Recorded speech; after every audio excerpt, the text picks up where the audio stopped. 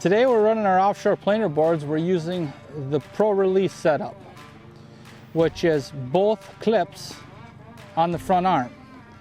This one here goes up to your rod. This one here goes back to your bait. We like to use the orange style because it's a lot easier for us to get the clips off. When it's cold, your hands are cold, it just makes it a lot easier. With this setup that not many guys there aren't running right now, when you do get a fish on, it likes to tilt back, do what we like to call a wheelie, and start coming back. Next time you're out on the water, try this Pro Release setup. You will not be disappointed. Thanks for watching. Hit the subscribe button and click on the bell to stay up to date with the latest tips and techniques to help you get the next bite.